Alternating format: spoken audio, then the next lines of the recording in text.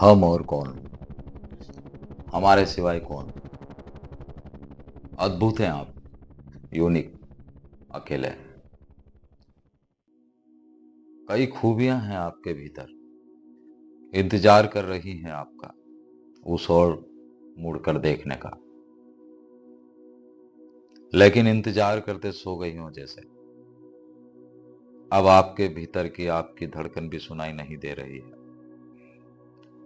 और बगैर खुद से मिले, सबसे मिलकर, सबके बीच खुद को खोकर जिंदगी बसर हो रही है।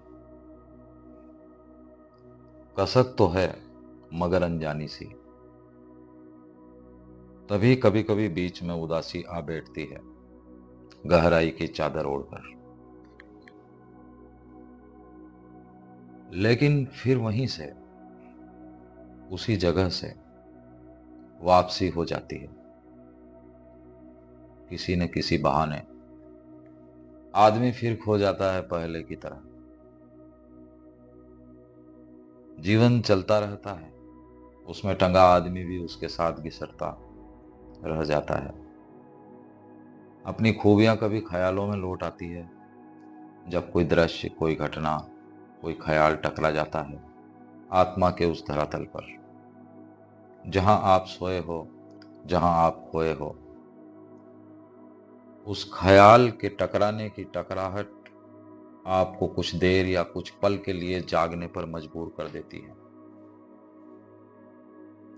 यह दृश्यों का शोर भीतर उतरकर बिखर जाता है, और उन दृश्यों में उतरकर अपनी दुनिया देखने लगते हैं जाग कर। जैसे आपके लिए सब कुछ आसान हो।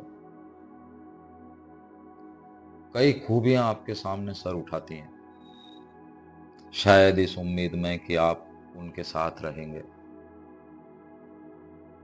वे आपके साथ कदम से कदम मिलाकर कर्म युद्ध के मैदान में अड़ी रहेंगी।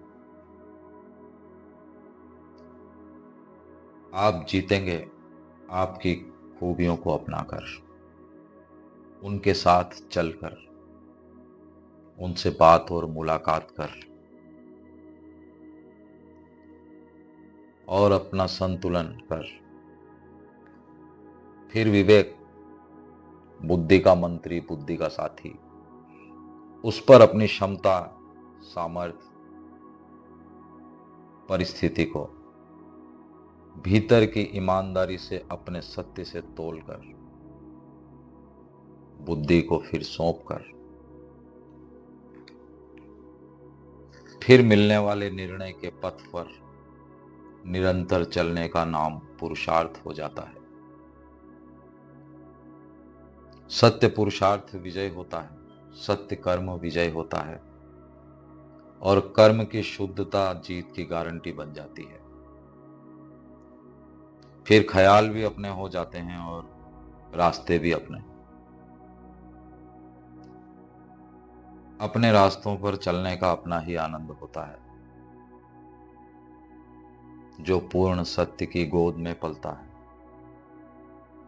और वह भीतर अचल स्थिर हो जाता है।